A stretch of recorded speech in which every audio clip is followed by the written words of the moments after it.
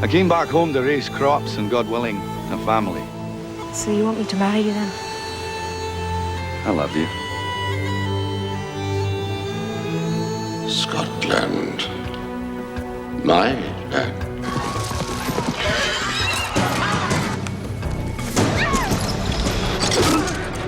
Sons of Scotland, I am William Wallace. He's quite a heroic character. He's completely uncompromising, which is why he's such an extraordinary character, and why there's a 300-foot monument still standing in Scotland. This one will fight forever. It's a wonderful story, and I hope that people understand how important it was to this man to fight for what he believed in. You tell your king that William Wallace will not be ruled. Peace is made in such ways. Slaves are made in such ways.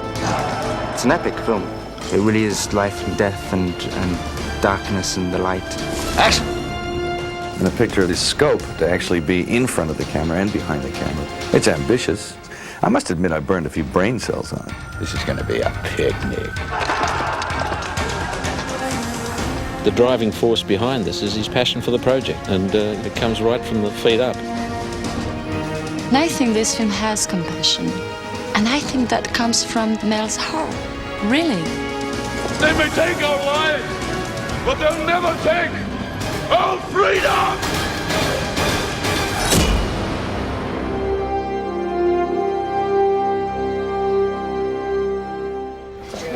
Stand by. Let's get our original positions, please. Here we go. Roll. Sound speed! B camera marker. Action. I want this Wallace's heart on a plate. Shift nervously from foot to foot guys in the background. Is he gonna send you? Look up to your commanding officer. Is he gonna send you? Eyeball him. What's going on? What are you waiting for? Lead them!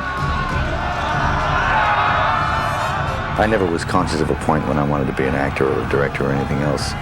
It just kind of happened. I'm a real film nut. In the 60s, when I was growing up, I was mainly acquainted with film through television. And I like the big ones, you know. I like the big country, you know, that film, that Western.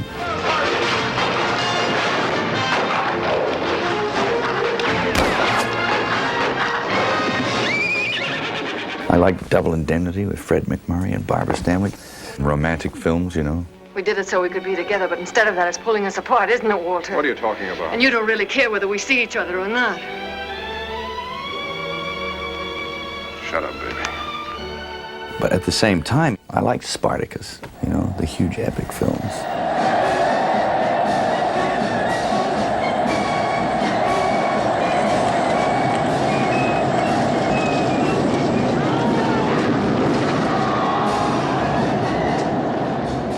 These films were great films, great films. You can still watch them and still get the same buzz off them. And it was the epic films that really inspired me to do Braveheart. Stand by. This is a little piece of cinema history. Rarely do you see this many people in the shot. The script was given to me on an acting basis, of course, but I felt like I had to tell the story all of a sudden because I kept reworking scenes in my head, you know. So that's a fairly good indication that you should probably direct it if you're building the images and sequences in your head. I am William Wallace. You've come to fight as free men, and free men you are. The script was a very haunting piece of work. It wasn't predictable, and just the sheer size of it, and it's just a funny corner of history that I'd never heard of before. It's based on a character called William Wallace, who did exist in the 13th century in Scotland. He was a commoner. He was also a patriot, and he was actually successful in defeating the English. Wallace was truly interested in liberty and loved his country, and he really just wanted to be free and wanted freedom for his fellows. But at the same time, he was kind of a savage. Because at the Battle of Stirling, he skinned the commanding officer on the other side and turned him into a belt. Probably a matching handbag and shoes, too, but like, so like this is the dichotomy of the man. If we join, we can win. If we win, well, then we'll have what none of us have ever had before. A country of our own.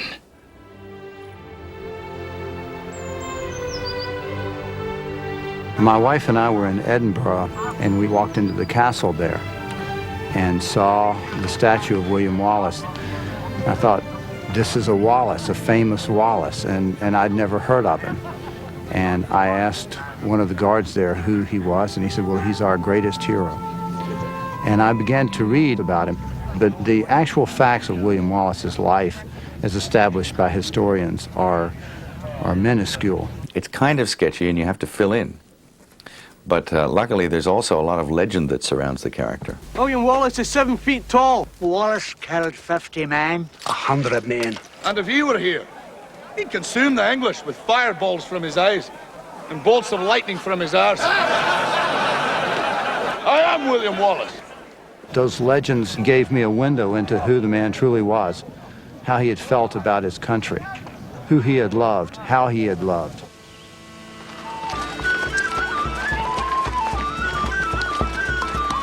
I'm playing Murren, who is the woman who William Wallace falls in love with.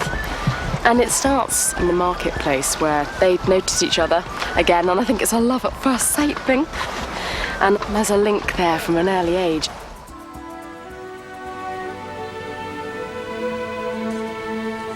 They knew each other when they were kids, and they had this kind of a spiritual bond early on. And when he came back for her, and it was all meant to be. I love you. Always have.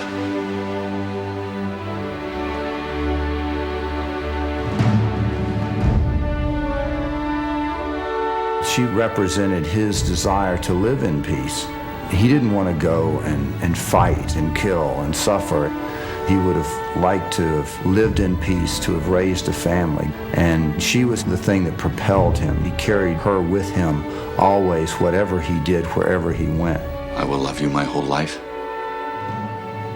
You and no other. Catherine McCormick hadn't done much before.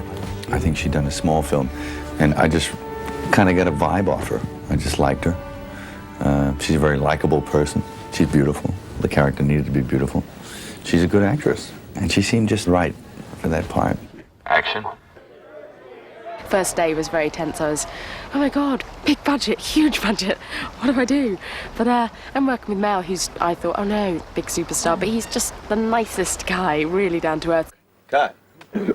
I find when I'm actually doing a scene with him, I don't get so much direction. We sort of feel things through a lot more, and he's great for ad-libbing and just letting you run with the script. It's a very human story about real people.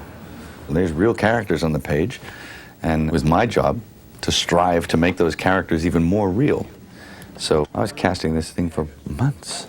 And I didn't read anyone. You know, people read people, and I don't think that that's any use. So what I used to do was just sit down and talk to them for 15 minutes, and you can tell. The trouble with Scotland is that it's full of Scots. Patrick McGowan is a very intelligent actor who I admired as a kid. And I used to watch Danger Man and The Prisoner and all these things on television, which he conceived these things. So that I was really flattered when he agreed to do this. The archers are ready, sire. Not the archers. Arrows cost money. Use up the Irish. The dead cost nothing. Patrick plays Longshanks, which is the nickname for King Edward I. He was one of England's most ruthless leaders, and he was not very fond of William Wallace. Bring me Wallace. Alive if possible. Dead. Just as good. Longshanks spent most of his reign procuring Scotland and getting that within his realm so that he had control of that. And he did subdue Scotland. So he should make you feel like a subject, you know, which Patrick has the capacity to do that. His performance as Longshanks is very sinister. Wallace has already killed the magistrate and taken control of the town. Action!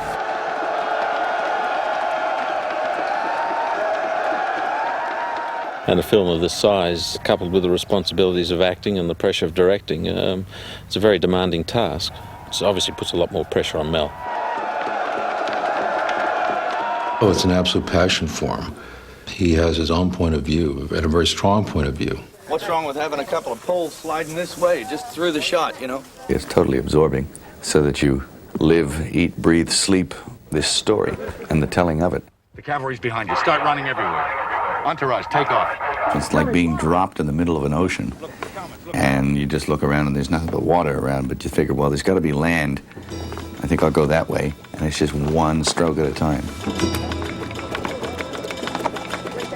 I had to get up earlier than everyone, really, because I had to get dolled up and ready for the, the task ahead. Okay, we're going to shoot. Fire, please. What I was doing was just hopping in front of the camera, doing it as best I could, hopping off, looking at it. If it wasn't a total disgrace, I might do another one for safety and get the hell off. Oh, man, that's a good camera. Yeah, okay. Because I was so focused on the storytelling and all other aspects of the whole thing, it brought a lot of relaxation to it because I simply didn't have the energy left to be tense with.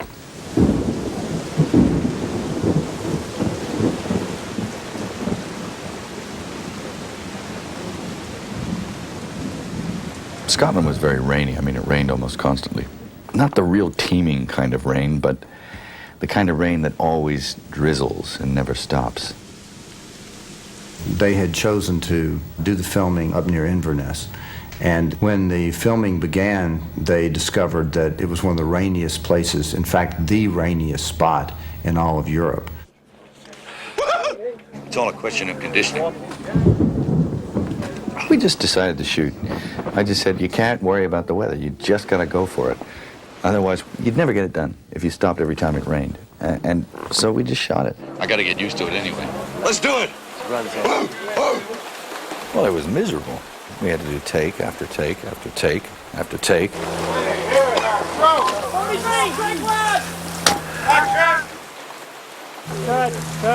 Hold it! Hold it! Cut. Well, obviously the horse doesn't want to stay here, but... Hold it!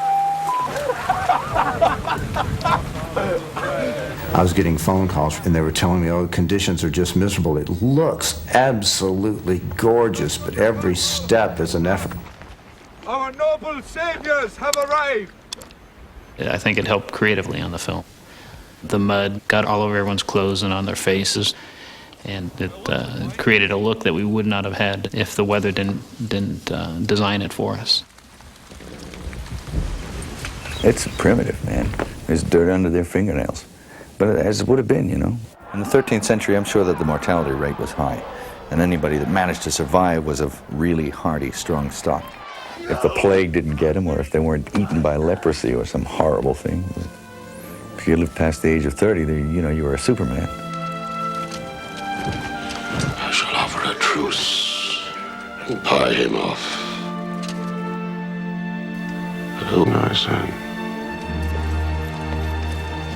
I am the Princess of Wales. She meets him because the king organized a meeting to make a compromise for peace. They come from two different worlds. She's a princess, he's a poor Scottish man.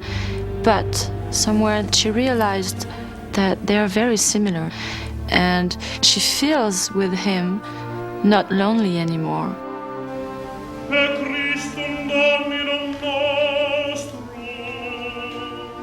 Longshanks selected the bride for his son, Edward II. He picked this beautiful woman who was brought to London to meet a man that she didn't know, who didn't know her. And there was truly nothing between the two of them. It's her big day because she's getting married. And we realize during the scene that her husband doesn't love her, and he probably loves someone else. And this someone else is just behind my back, and he's a young man.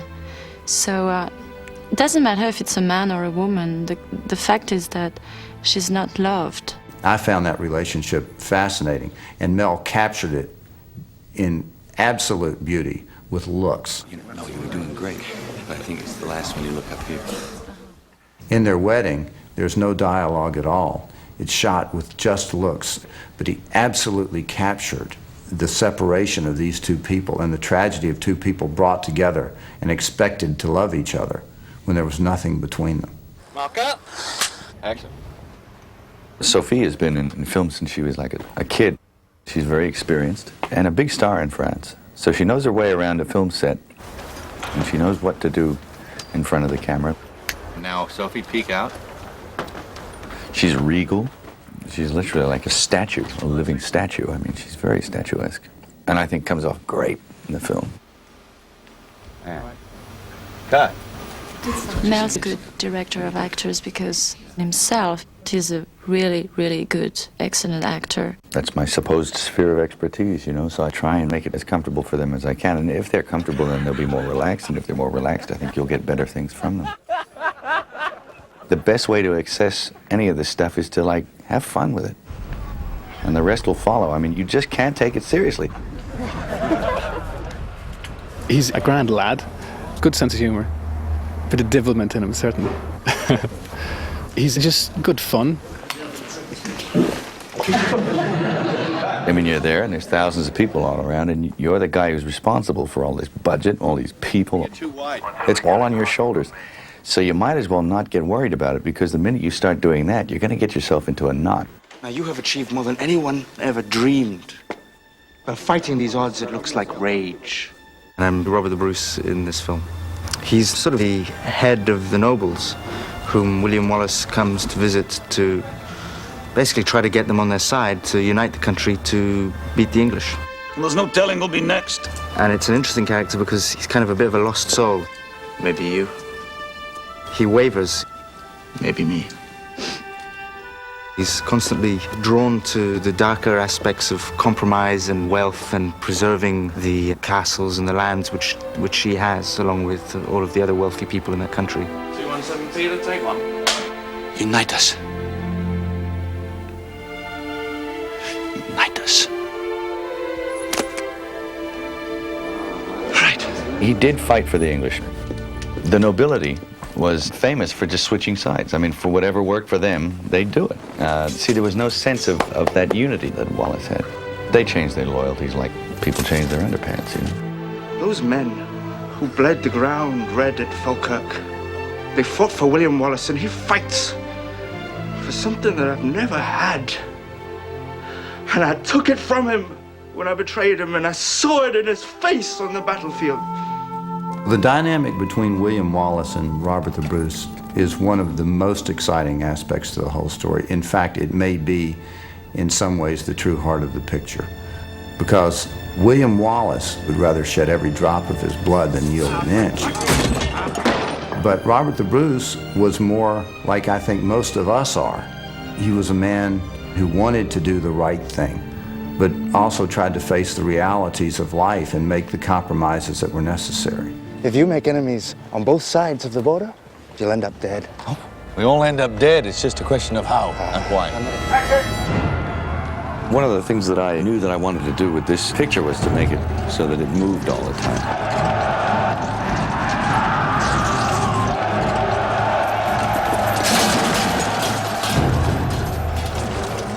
I watched all the battle films I could lay my hands on to see the kind of territory that's been covered before, and then tried to go further with it and really get the feeling of what it must be like to be in the middle of a 13th century battle.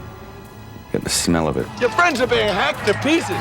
They're getting war picks slammed into their helmets, and brains are falling out. My God. You have to execute it like a battle.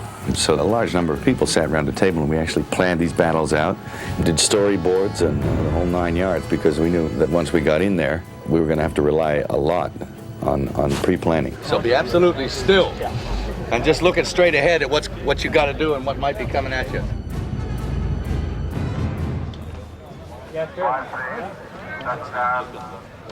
We recognised early that the secret to this was going to be getting some sort of disciplined assistance. We needed 1,600 disciplined extras, and the only place you're going to find them are in the army. Left troop, that's the best. We're using the FCA here in Ireland, which is their volunteer force, so we're blessed by using disciplined troops. We drew up a document known now as the Battle Plan, which is an interlocking tent system to accommodate 1,400 men, where they come in the morning in fatigues, and then, having gone through the system, come out in the other end as Scots. We were fortunate to have the reserve army, and they were divided into companies of 50. But it was an incredible system. They'd start in the wardrobe tent and put on their battle gear. Then they moved on to makeup. Get your sunscreen on, then get your dirt on. Let's go. And we put war paint on them, and then they'd smear themselves with dirt and mud to make them look like real savages. Rub it well in, backs of your legs, backs of your necks, do your ears, check the guy out next door. And then finally we'd march them down to the armory where we had thousands of battle toys for them to pick from. Come on, guys, it's not a shop, just pick one up and go. There were some days there when there were over 2,000 people involved and with but one purpose, with but, one vision, which is, it's kind of cool to have all those people working for that one shot. There's 1,000 bare asses. That's got to be in the Guinness Book of Records, the most bare asses on screen in one shot. I don't think I've ever seen that before. And that is accurate. The Scots, they used to lift their kilts and flash the other side. They used to freak the other side out. No point resisting. You're outnumbered and trapped. Now, where's Wallace? The military brilliance and innovative spirit of William Wallace is one thing that certainly comes through in the film. He was inventive. He was a genius of military strategy. He was an instinctive battlefield commander. And it's fascinating to look at a man who was able to pick up a sword and stand his ground on the battlefield.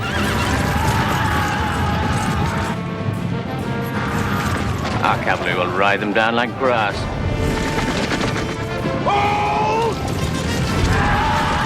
Wallace was the first person to really stand up against these horse charges with the use of the schiltrum, which is like a lot of sharpened wooden stakes.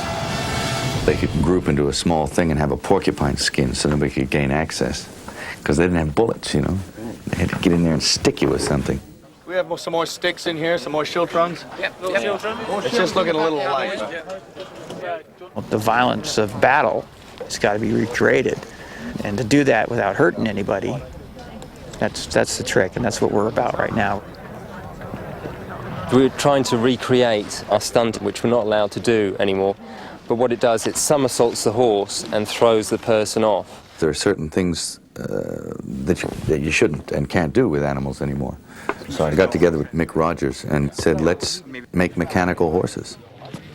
You don't want to hurt any real horses. You make ones that look real and do hideous things to them. Get that horse on and we will.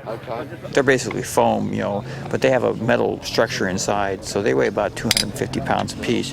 But we'll have to go through like a test period where we have to make sure the horse is working right, because this is not something you just don't want to do it over and over again. You want to do it one time and walk away. Get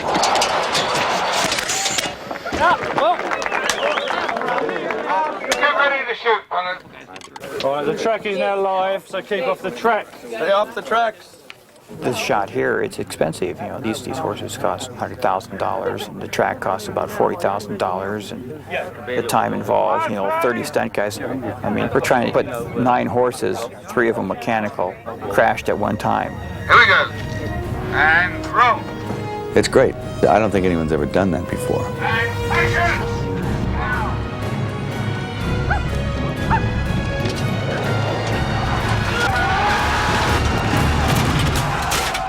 If you can spot them, you can have $10, That's only you I'm talking to.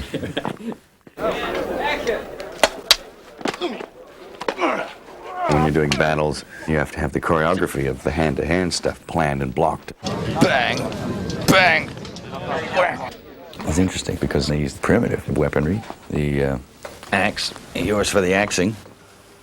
Just quite an impressive, just a big chopper. Oh, that's some piece of work. Deep injuries, mainly impact implements. The hammer, the Common Garden mallet. There's the chain with the ball and chain. Just a 360-degree impact instrument. I invented this myself, and it's just like to wear over the forearm as a protection from things that fly up. And I said, while you're at it, hey, stick some arrowheads in it so I can jag people with it and stuff. That's where my imagination's at.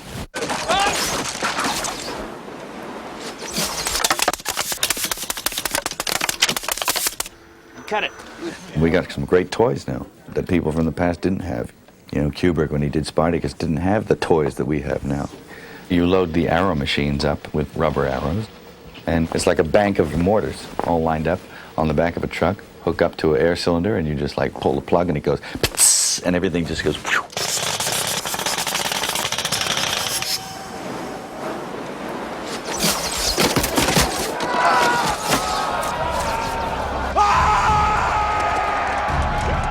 Wallace was a man of the people, and he had a real vision for what the country could be, and his men loved him.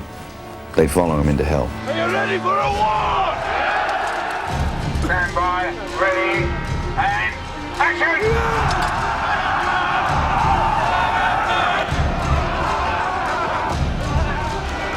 We spent 6 weeks in that Battle of Stirling. There's something like 8 cameras.